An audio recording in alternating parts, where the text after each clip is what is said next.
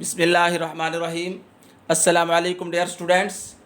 उम्मीद है आप सब लोग अपने घरों में खैरियत से होंगे। आज एक अच्छी ख़बर के साथ मैं हाज़िर हूँ। हुकूमत पंजाब ने 2020 में लेक्चरशिप जो है उसकी जॉब्स का ऐलान किया है और ये पीपीएससी की अपकमिंग जॉब्स की लिस्ट में शामिल हो गई हैं और उम्मीद है कि बहुत जल्द ही इनका इश्तिहार आ जाएगा और फिर इसकी तैयारी जो है उसके मरहले में हम दाखिल हो जाएंगे। तो मैं आप लोगों को एक गाइडलाइन के साथ एक सीरीज़ की शक्ल में लेक्चर दूंगा और आज जो है उस सीरीज़ का पहला लेक्चर है। इसमें सिर्फ मैंने यही बताना है कि पीपीएससी जो है उसके एग्ज़ाम में किन मरहलों से गुज़रना पड़ता है। तो इन मरहलों का आगाज़ करने से पहले मैं ये कहूँगा कि आप जो है मेरे चैनल को सब्सक्राइब करेंगे, बेल आइकॉन जो है उसको प्रेस कर देंगे, वीडियोस को लाइक करेंगे, कमेंट करेंगे, बाकी लोगों के साथ शेयर करेंगे ताकि हमारी जो लेटेस्ट वीडियोस हैं वो आपको मिलती रहें।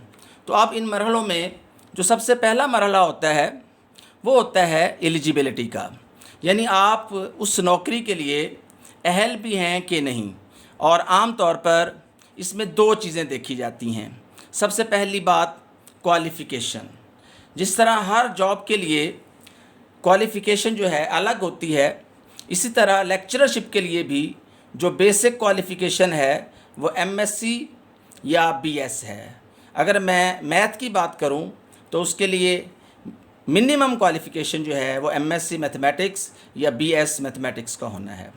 और जो दूसरी कंपलसरी बात होती है वो है एज लिमिट, यानी आप उस जॉब के लिए जो उनकी रिक्वायर्ड एज लिमिट है उसमें फॉल कर रहे हैं कि नहीं, तो तब जाके आप उस जॉब के लिए एलिजिबल होंगे। तो सबसे पहले तो आपने ये देखना है कि आया ये दो रिक्वायरमेंट्स जो हैं ये आप पूरी करते हैं कि नहीं। जब ये दो रिक्वायरमेंट्स आप पूरी करेंगे तो उसके बाद आप अप्लाई कर देंगे। अप्लाई करने के बाद नेक्स्ट जो है दूसरा मरहला होता है रिटन टेस्ट का, और सबसे मुश्किल जो मरहला है वो रिटन टेस्ट ही है। यानी बहुत सारे हमारे जो स्टूडेंट्स हैं वो इस टेस्ट जो है इसको पास नहीं कर पाते।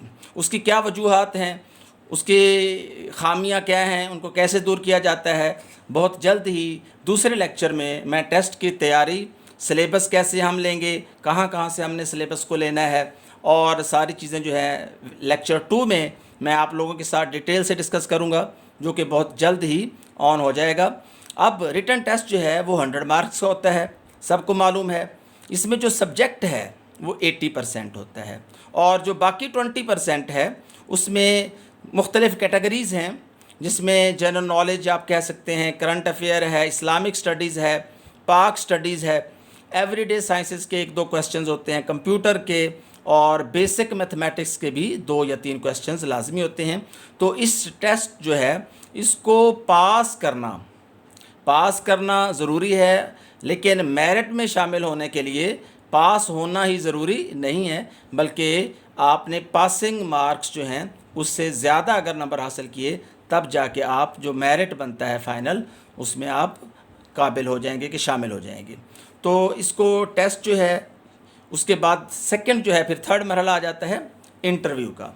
अब इंटरव्यू भी ज़ाहिर है टेस्ट के बाद होता है और इसमें जो है क्वालिफ़ाई करना वो बहुत ज़रूरी होता है और उसके लिए जो क्वालिफाइंग मार्क्स होते हैं वो 50% हैं। यानी जो 50% नहीं ले सकता, इवन वो टेस्ट भी क्वालिफाई कर गया है, तब भी जाके वो फेल हो जाएगा और उसकी जो है फ़ाइनल सिलेक्शन नहीं होती।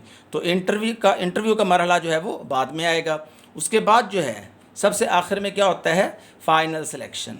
अब उसमें मेरिट बनता है, जैसे कि आप सब लोगों को मालूम है, उसमें एक आपका एकेडमिक कैरियर होता है, उसकी परसेंटेज, उसके मैक्सिमम मार्क्स, मिनिमम मार्क्स की डिटेल होती है।